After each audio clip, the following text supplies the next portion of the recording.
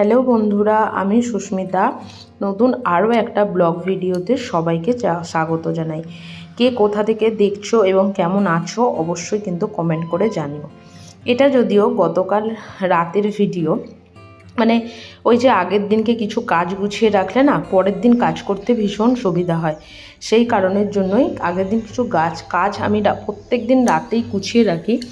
সেটা হচ্ছে এই রাতের বাসন মাজা। প্রত্যেকটা দিন রাতের বাসন আমি মেজে এবং পরের দিনকে সকাল বা রাতে বিশেষ করে কি রান্না হবে সেই রান্নাটা একটা ব্যবস্থা করে অন্তত ভেবে চিন্তে সমস্ত কিছু করে রাখি।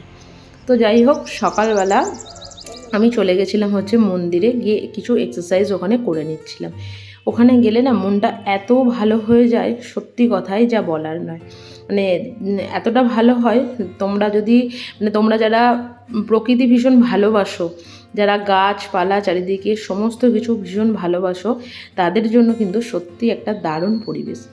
তো মর্নিং ওয়াক থেকে ফিরে এসে আমাদের যেটা রেগুলারের কাজ থাকে, সকালবেলা এসে যে রাতের বাসনগুলো মেজে রেখেছিলাম সেগুলোকে গুছিয়ে পরিষ্কার করে এদিক ওদিক যেটা যেখানে জায়গা সেটাকে সেই জায়গাতে রাখা।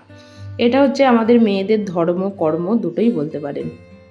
তারপর এখানে আমি আমার গ্রিন টিটা করে নিয়েছি। আর এই গ্রিন টিটা না একটু জলের মধ্যে দিয়ে সমস্ত কিছু দিয়ে ফুটিয়ে খেলে এটার একটা টেস্ট অন্যরকম। আর এটা যদি নর্মালি যেমন গ্রিন টি খাওয়া হয়, জানি না এবারে গ্রিন টিটা তুলসী যেটা খাই সেটাই নেওয়া হয়েছিল, কিন্তু যেন মনে হয় একটু বেশি তেতো লাগে। যাই হোক, এর আগে যে গ্রিন টিটা খেয়েছিলাম সেটা সেরকম ছিলই না।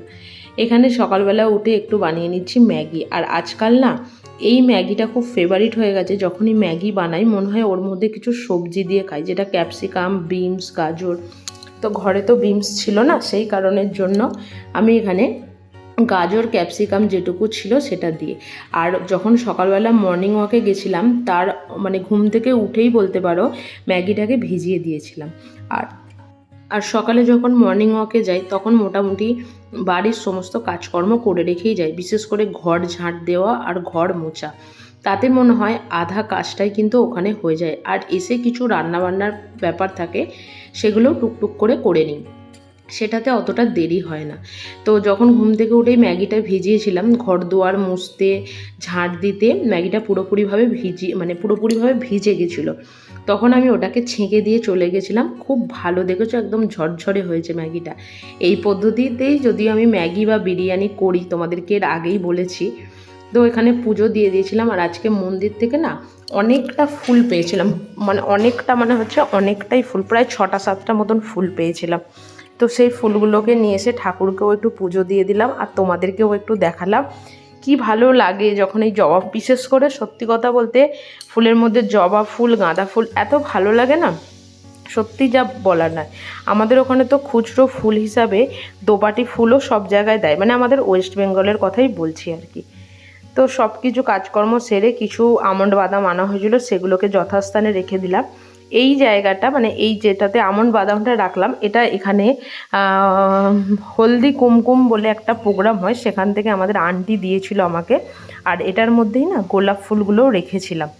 তো সেটাকে আবারও ভালো করে ধুয়ে পরিষ্কার করে তার মধ্যে রেখে দিলাম আমন্ড বাদামগুলো। আর এদিকে দুপুরে রান্নার জন্য মাছগুলোকে এখানে ভেজে নিচ্ছি। তো চলো মাছগুলোকে ততক্ষণ ভেজে নেওয়া যাক।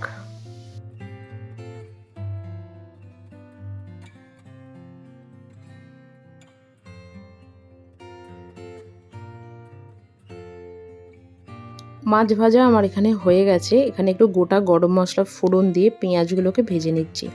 আসলে আজকে যে মাছটা নিয়ে এসছে, মাছটা অনেকটা কাতলা মাছের মতন দেখতে হলেও এটা নাকি কাতলা মাছ নয়। তোমরা যদি কেউ জেনে থাকো মাছটার নাম অবশ্যই একটু বলো তো।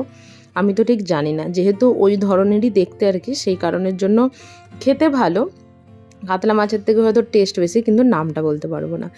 এখানে পেঁয়াজ আর টমেটোকে ভালো করে ভেজে নিয়ে তার মধ্যে একটু আদা বাটা, রসুন বাটা, কাঁচা লঙ্কা, তারপরে হলুদ গুঁড়ো, জিরে গুঁড়ো, ধনে গুঁড়ো, ধনেপাতা কুচি সমস্ত কিছু দিয়ে মশলাটাকে ভালো করে কষিয়ে নিচ্ছি। মাছের বিশেষ করে ঝাল হলে না আমি রসুনটাকে একটু বেশি অ্যাভয়েড করি। এই কারণেই আমি একবার রান্না করেছিলাম, সেই কারণ মানে তখন না ভীষণ আঁশটানি গন্ধ লেগেছিলো। কারণ এমনি মাছের মধ্যে মানে মাছটাও যদিও খুব একটা ভালো ছিল না তখন, তো মাঝে মধ্যেই দিই, কিন্তু এখন আর সেই জিনিসটা সেরকম কিছু মনেও হয় না। তো আজকে রান্না করব হচ্ছে ফুলকপি আলুর একটু ঝাল ঝাল একটু তরকারি, আর এদিকে হচ্ছে মাছের ঝাল। তাই মাছের ঝালটা একটু বেশি করেই রাখছি, কারণ দুজনের তো ডাল করার আর কোনো দরকার পড়বে না। ওদিকে আমার ফুলকপি আলুর তরকারিও হয়ে গেছে। তো খাওয়া দাওয়া সেরে বেশ অনেকটা টাইমই কেটে গেছে। এখন আমি দিচ্ছি হচ্ছে মানে সন্ধ্যাবেলায় সন্ধ্যা।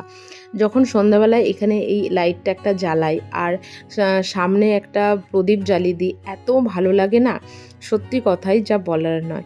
তোমাদেরকে অনেক সময় ফেসবুকে যারা আমার আছো, ফেসবুকে অনেক সময় সন্ধ্যাবেলার ওই ছবিটা আমি পোস্ট করি।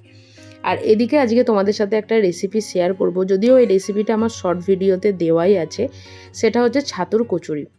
তো বড়মশাইয়ের এর আগের দিন একটা আবদার ছিল যে আর একবার কচুরিটা করে খাওয়ানোর জন্য। আমি ভেবেছিলাম যে ছোলার ডালের কচুরি করব, তো সেটাও একদিন করব, তোমাদের সাথে অবশ্যই রেসিপিটা শেয়ার করব।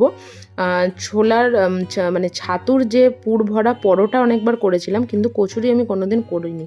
এর আগে একদিন করেছিলাম আর আজকে করছি। ওই ছাতুটার মধ্যে একটু নুন, কালো জিরে, জোয়ান, তার মধ্যে দিয়ে দিলাম হচ্ছে একটু জিরে গুঁড়ো, তার মধ্যে একটুখানি লেবু, সর্ষের তেল, নুন, সমস্ত কিছু দিয়ে খুব ভালোভাবে এটাকে মিক্স করে জল দিয়ে এটাকে ভালোভাবে মেখে নিয়েছি। আর এদিকে দেখো ময়দাটাও মেখে রেখে দিয়েছি। এই রুমালটার মাঝখানটা একটু ভিজিয়ে এটাকে বেশ 1 ঘন্টা মতন রেখে দিলে না ময়দাটা খুব ভালোভাবে মাখা হয়ে যায়। আর এদিকে কচুরির সাথে তো কিছু একটা খেতে হবে। আমার তো শুধু কচুরি বা তার সাথে একটু মিষ্টি মিষ্টি কিছু ভালোই লাগে। তো এখানে যেহেতু সেরকমভাবে মিষ্টি কিছুই মানে পাওয়া যায় না, আর খেতে গেলে না হয় সিমুই আর না হয় পায়েস।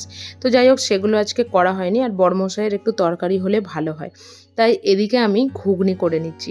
ঘুগনিটা দেখেছো, ঘুগনির কড়াইটা আগের দিন রাতেই ভিজিয়ে রেখেছিলাম, যদিও সেটা সকালে করার কথা ছিল, কিন্তু সকালবেলা ম্যাগি খেতে ইচ্ছা করেছিল, সেই কারণের জন্যই আর হয়নি। আর এই যে কেকটা দেখছেন, এই কেকটা না আমার বাড়িতে প্রায় দিনই বানানো হয়, মানে সপ্তাহে 1 দিন তো অবশ্যই। কারণ হচ্ছে মিষ্টি জিনিস বাড়িতে কিছুই থাকে না, তাই ঘরে এই কেকটা বাবার মশাই বানিয়ে রাখে, একটু একটু করে রোজ আমাদের খাওয়া হয়। ওই 2 দিন কি 3 দিন যা যেটুকু চলে। ভীষণ নরম খেতে হয়েছিল। তো এদিকে কেকটা যতক্ষণ কাটছিল বা আমরা একটু টেস্ট করছিলাম, ততক্ষণ এদিকে দেখো আমার ঘুগনিটাও কিন্তু রান্না হয়ে গেছে। আর ওদিকে ওই ছাতুর পুরটা আর ময়দাটা প্রায় 1 ঘন্টা আগে মেখে রেখে দিয়েছিলাম। এদিকে দেখো পুরোপুরিভাবে নরম হয়ে গেছে। এবার ময়দাগুলোকে কেটে ডো বানিয়ে নেব।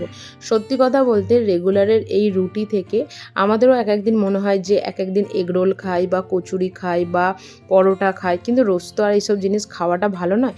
তবে এটা সত্যি কথা, আমরা এর আগে যেখানে কাটিয়ারে ছিলাম সেখানে আমাদের ময়দার জিনিস বলতে পারো 2 মাসে একবার হয়তো খাওয়া হতো, কারণ লুচিটা আমি সব পারলেও না আমার ময়দাটা ঠিকঠাক করে মাখা হতো না, মানে আমি ওটা পারি না। আর যদি মনে করো যে 1 কিলো ময়দা বা আরও বেশি ময়দা, তাহলে তো আমায় মাখতে না দেওয়াটাই মনে হয় সবথেকে বেশি ভালো হবে, কারণ আমি একদমই পারবো না। কেউ হয়তো গাইড করে দিলে সামনে থাকলে সে ব্যাপারটা আলাদা, কিন্তু নর্মালি ওটা আমার দ্বারা হবে না। তো এখানে আমাদের খুব অল্প পরিমাণেই যেহেতু দুজনের লাগে, ওই 500রও কমও বলতে পারো। তো এখানে ময়দাটা খুব ভালোভাবে মাখাও হয়েছে, আর এখানে পুর ভরে সেগুলোকে রেডি করে নিচ্ছি। মানে সবথেকে বড় জিনিস হচ্ছে ছাতুর কচুরি না গরম গরম খেতে এত ভালো লাগে। কড়াইশুঁটির কচুরি যেমন একটু ঠান্ডা হলেও যেমন ভালো লাগে, ছাতুর কচুরিটা আমার মনে হয় যে একটু গরম গরম হলে একটু বেশি ভালো হয় আর কি। তো সমস্ত লেচিগুলোতে আমি এখানে পুর ভরে নিয়েছি। এবার হচ্ছে বেলার পালা।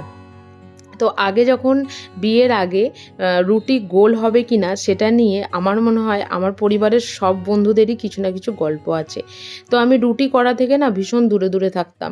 রুটি আমার একদম মানে আমার যদি মনে হতো যে আগুনে কতটা সেঁকে, কতটা যদি পুড়ে যায় বা কখনো কাঁচা থাকে।